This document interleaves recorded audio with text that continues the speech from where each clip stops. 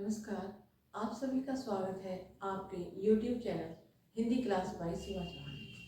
इससे पहले मैंने आपको दो बैलों की कथा पाठ के लेखक जिनका नाम है प्रेमचंद ने जिस इस पाठ में दो बैलों की कथा के क्वेश्चनों को मैंने अब तक आपको एक्सप्लेन किया।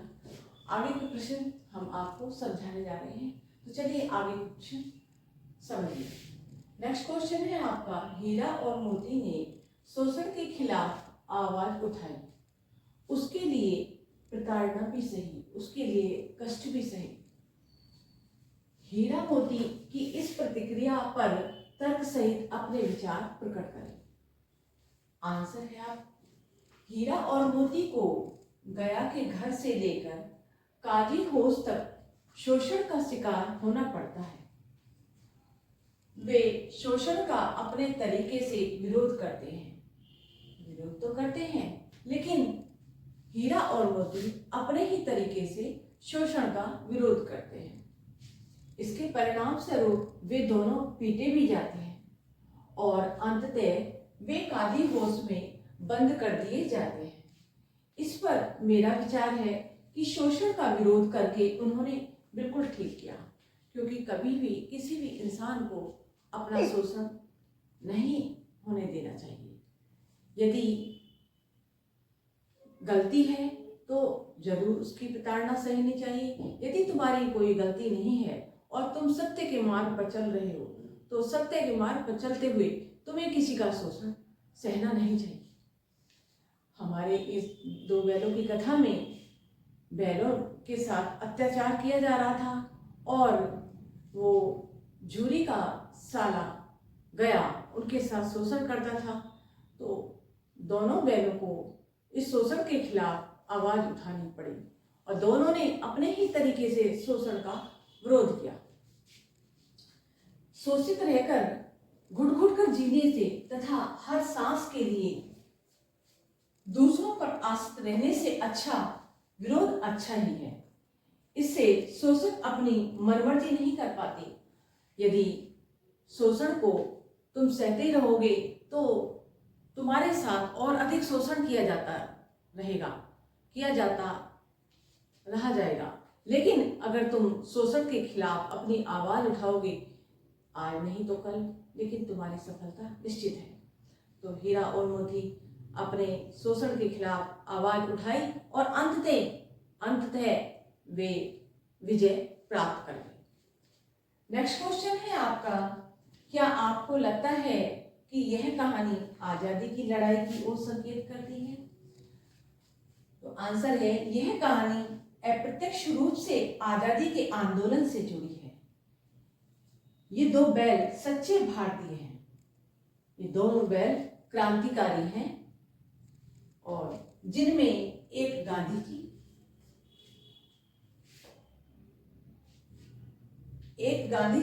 की अहिंसा का समर्थक है, तो दूसरा उग्र स्वभाव वाला है। दूसरा यानी चंद्रशेखर आजाद है। दोनों मिलकर आजादी के पाने के लिए संघर्ष कर रहे हैं। एक बैल गांधी जी है तो दूसरा चंद्रशेखर आजाद है और दोनों ही अपने अपने तरीके से अपनाकर अपने आजादी चाहते हैं और अनेक बाधाओं को झूरी का घर स्वदेश का प्रतीक है। यहाँ आने के लिए दोनों व्याकुल रहते हैं। झूरी का घर हमारा भारत देश है। जैसे कि अंग्रेजों ने भारत पर कब्जा कर रखा था और भारतीयों के साथ शोषण करते थे और निर्दोष भारतीय अनेक परेशानियों को उठा रहे थे, क्योंकि उनके पास कोई ताकत नहीं थी। इसलिए वो अंग्रेजों के कष्ट को, अंग्रेजों को शोषण को सहन करते चले जा रहे थे। लेकिन कहीं ना कहीं शोषण कब तक सहते? कहीं ना कहीं क्रांतिकारी के रूप में भगत सिंह और चंद्रशेखर आजाद, गांधी जी, हमारे शोषण के खिलाफ इन लोगों ने आवाज उठाई और हमारे देश को स्वतंत्र कराया। तो ऐसे ही हमारे दोनों व्याकुल रहते हैं। वो दोनों बैल झूरी, दोनों बैल हीरा और मोती गया के द्वारा शोषण को सहते रहते हैं। उन्हें इसके लिए अनेक बाधाएं भी झेलनी पड़ती हैं। जैसे क्रांतिकारियों को काले पानी की सजा हो जाती थी, उसी तरह इनको भी काजी होश में बंद कर दिया जाता है। वहां ये अपने साथियों को मुक्त कराते हैं। काजी होश में जैसे कि जेल में अनेक क्रांतिकारियों को बंद कर दिया जाता है और कुछ महान क्रांतिकारी उनको, जैसे चंद्रशेखर आजाद, उसके साथ लड़ाई करके अपने कैदियों को मुक्त कराते हैं। ठीक वैसे ही हीरा और मोती काजी होश में बंद निर्दोष जानवरों को उसकी दीवार, काजी होश की दीवार को तोड़कर उनको आजादी दिलाते हैं।